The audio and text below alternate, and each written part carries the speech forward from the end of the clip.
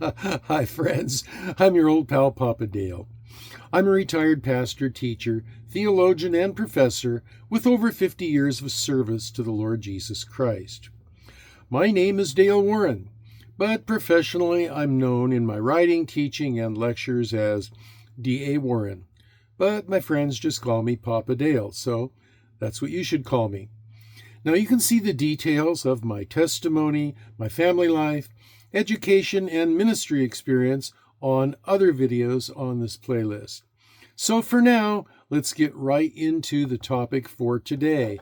And what is that topic for today? The topic for today is the Book of Esther, the analytic for the Book of Esther. Now this is the JHI, the Jan Hess Institute, Bachelor of Arts in Biblical Literature degree, and this is the lecture on the Book of Esther analytic. And so here we begin. The Bachelor of Arts in Biblical Literature degree is challenging. It attempts to develop in the student's mind recognition of the difference between a literal meaning or a literary one. Students need to know these analytical points like Hebrew idioms, literature types, and literary devices so well that they can be recognized as they read and study Scripture. The difference in the application can be profound. How many misinformed zealots in history have actually cut off their hand, as Jesus spoke of doing in Matthew 5:30? Tragically, they didn't recognize the literary device of hyperbole.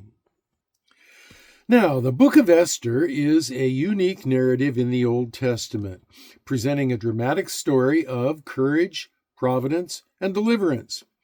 It's set in the Persian Empire, and the story unfolds during the reign of King Xerxes, also known as Ahasuerus. This highlights the lives of key figures such as Esther, Mordecai, and Haman.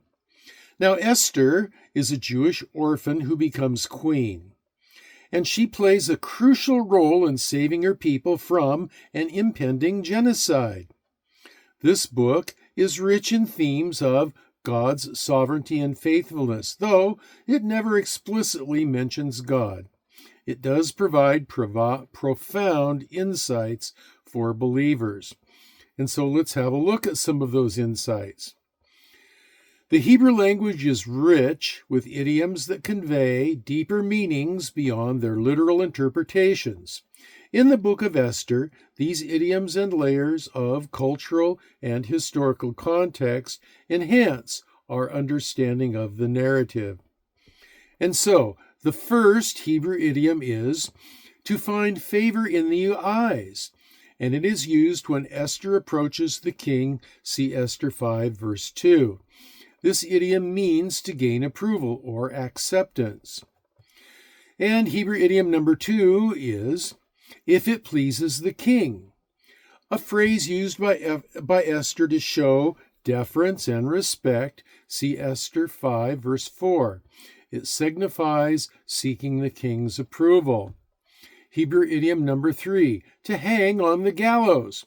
This refers to Haman's fate, see Esther chapter 7, verse 10, and it denotes execution and public humiliation.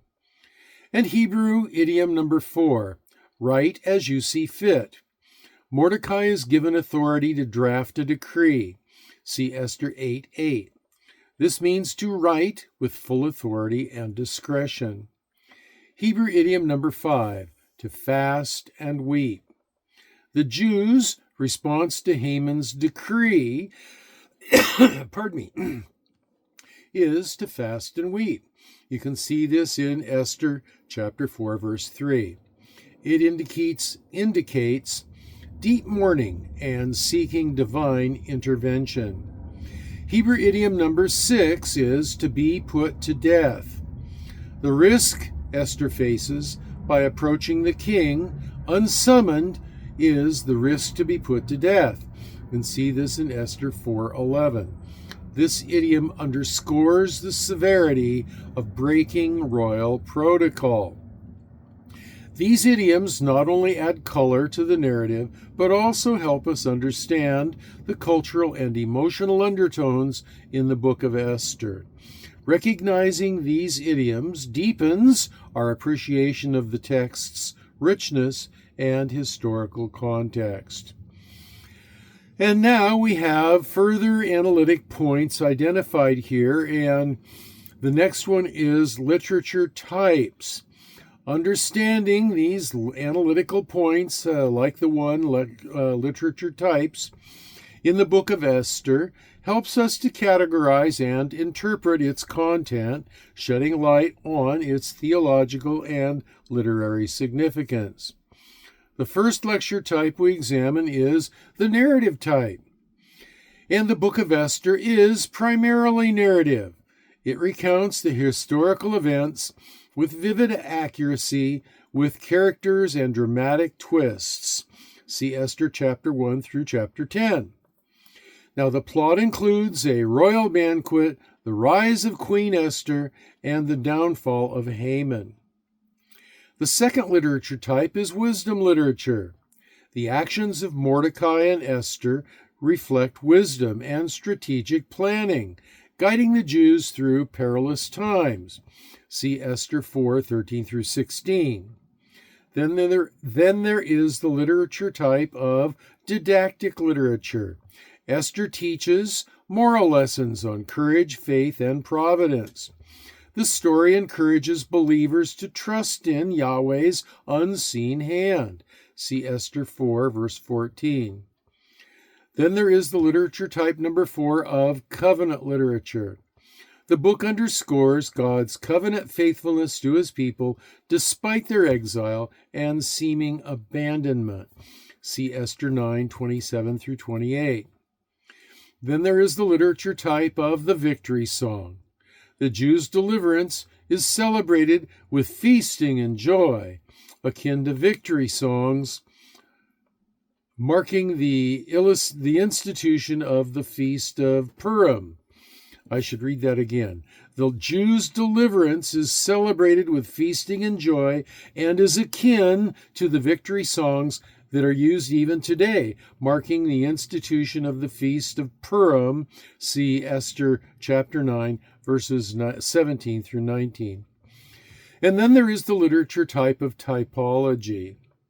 And in this we can see Esther can be seen as a type of Christ. She is mediating on behalf of her people with the king, and she is securing their salvation. See Esther 4:16 and see Esther 8:3 through 6.